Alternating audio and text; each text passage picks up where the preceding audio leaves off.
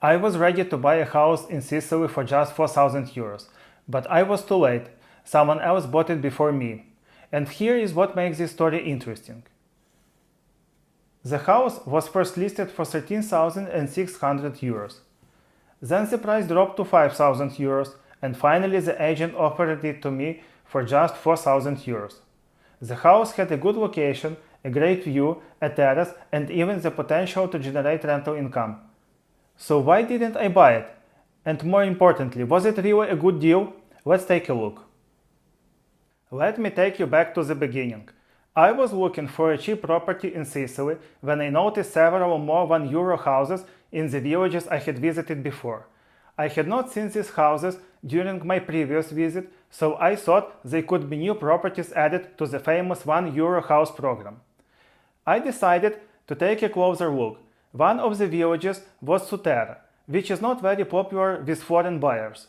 I contacted the agent and asked about the properties, and then something unexpected happened. He offered me another house. The price? Just 4,000 euros, but there was one problem. I had to make a decision that day. I don't like making fast decisions when it comes to real estate, so I said no, at least for the moment. I have one simple rule when buying property: never buy a house without seeing it in person. I know people who have bought property in Italy without visiting it first, but this is not my strategy. And in this case, I wanted to understand why a 4,000 euro house was attracting so much interest. Because when you look at the property carefully, you can see that its real value could be much higher than 4,000 euros. The house has around 250 square meters. It's not a tower-like building with one single room on each floor. The shape of the building is also good. You have windows on 3 sides, several entrances, and a reasonable view from the windows. And this is important. The house is not trapped between 2 other buildings on a narrow street. That can make a huge difference when you want to renovate property or use it for tourism. But the most interesting part is the condition of the house. Look carefully at these rooms. The house looks like it was actually lived in not so long ago. It feels like an older Italian lady was living here. And that's a good sign. Why? Because we don't see the usual problems you find in cheap Italian houses. There is no obvious serious moisture, I don't see major cracks, there are no clear signs of water leaks. The wooden beams between the floors also look to be in a good condition, so I would not expect to replace them immediately. The roof also looks acceptable, and the rainwater drainage system does not seem to need major updates.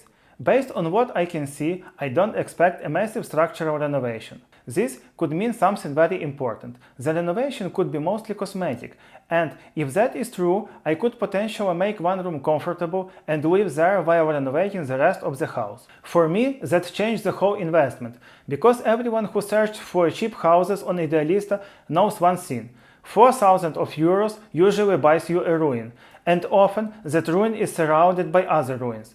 This house was different. Do you agree? Let me know in the comments. In real estate, everyone knows the most important rule: location, location, location. This house is near Musumeli, but it is actually in a village called Sutera. And Sutera is on the list of Italy's most beautiful villages. The village is built around a high rock with a church at the top. But what really caught my attention was the location of this particular house. It is in the center of the village, right on the renovated main square. You have the basilica and the town hall nearby, so anyone visiting the village will see this house. This is very different from buying a cheap property hidden somewhere at the end of a narrow street.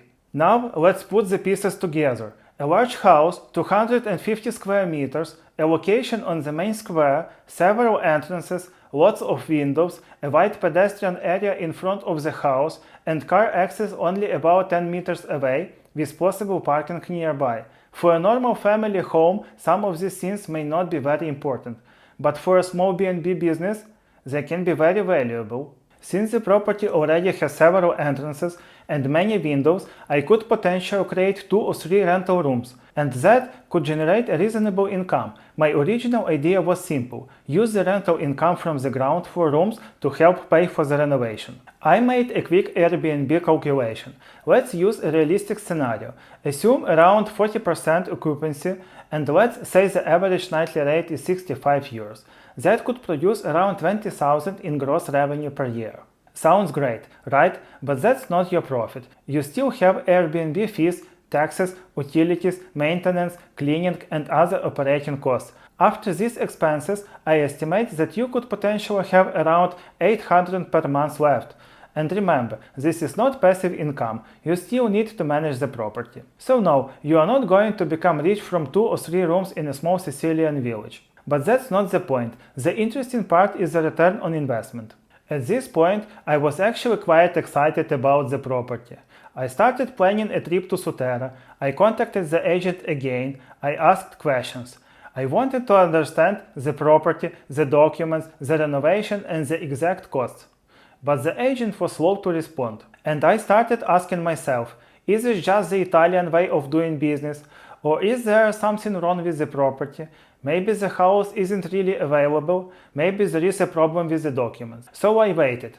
The next day I asked about the house again, and the agent gave me a very short answer. The house was sold.